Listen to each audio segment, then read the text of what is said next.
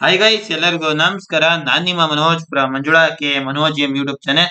Guys, UGCET 2026 engineering ಸೇರಿದಂತೆ ವಿವಿಧ ವೃತ್ತಿಪರ ಕೋರ್ಸ್ಗಳ ಪ್ರವೇಶಕ್ಕೆ ಕ್ರೀಡೆ ಮತ್ತು ವಿಶೇಷ ಚೇತನ ಕೋಟಾ ಕ್ಲೇಮ್ ಮಾಡಿದವರು 2 ದಿನ ಬಿಟ್ಟು ವೆರಿಫಿಕೇಶನ್ ಸ್ಲಿಪ್ ಡೌನ್ಲೋಡ್ ಮಾಡಿಕೊಳ್ಳಲು ಸೂಚಿಸಲಾಗಿದೆ. ರಕ್ಷಣೆ ಅಂದ್ರೆ ಡಿಫೆನ್ಸ್ ಮತ್ತು NCC ಕೋಟಾ ಕ್ಲೇಮ್ ಮಾಡಿದವರ ಅರ್ಹತಾ ಪಟ್ಟಿ ಬಂದಿದ್ದು ಅವರ ಕ್ಲೇಮ್ ವೆರಿಫಿಕೇಶನ್ ಸ್ಲಿಪ್ ನಲ್ಲಿ ದಾಖಲಾಗಿದೆ.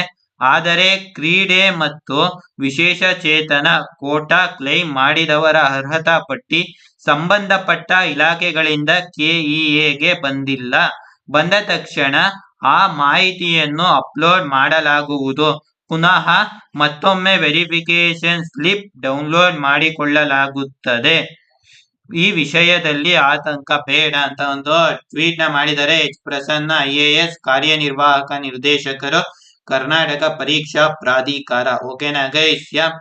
ನಿಮ್ದು ವೆರಿಫಿಕೇಶನ್ ಸ್ಲಿಪ್ ಅಲ್ಲಿ ಸ್ಪೋರ್ಟ್ಸ್ ಮತ್ತೆ ವಿಶೇಷ ಚೇತನ ಕೋಟಾ ಕ್ಲೇಮ್ ಆಗಿಲ್ಲ ಅಂದ್ರೆ ತಲೆ ಕೆಡಿಸ್ಕೋಬೇಡಿ. ಅದು ಇನ್ನೂ ಅವ್ರಿಗೆ ಡಾಕ್ಯುಮೆಂಟ್ಸ್ ಬಂದಿಲ್ಲ. ಡಾಕ್ಯುಮೆಂಟ್ ಬಂದಿದ ತಕ್ಷಣ ಅವ್ರಿಗೆ ನಿಮ್ಮ ವೆರಿಫಿಕೇಶನ್ ಸ್ಲಿಪ್ ನ ಅಪ್ಡೇಟ್ ಮಾಡ್ತಾರೆ. ಎಲ್ಲ ತಲೆ ಕೆಡಿಸ್ಕೋಬೇಡಿ. ಆಮೇಲೆ ಮತ್ತೆ ಡೌನ್ಲೋಡ್ ಮಾಡ್ಕೊಳ್ಳಿ ಗೈಸ್. ಅಷ್ಟೇ ಗೈಸ್, ಸಿಗೋಣ ಗೈಸ್ ಮತ್ತೊಂದು ವಿಡಿಯೋದಲ್ಲಿ. ಇದೇ ರೀತಿ KCET ರಿಲೇಟೆಡ್ ಅಪ್ಡೇಟ್ಸ್ಗೆ ನಮ್ಮ ಚಾನಲ್ಗೆ ಸಬ್ಸ್ಕ್ರೈಬ್ ಆಗಿ, ಜೊತೆಗೆ ನಿಮ್ಮ ಫ್ರೆಂಡ್ಸ್ಗೂ ಶೇರ್ ಮಾಡಿ ಅಂತ ಹೇಳ್ತಾ ಈ ಒಂದು ವಿಡಿಯೋನ ನಾನು ಇಲ್ಲಿಗೆ ಎಂಡ್ ಮಾಡ್ತಾ ಇದ್ದೀನಿ. ಜೈ ಹಿಂದ್, ವಂದೇ ಮಾತರಂ.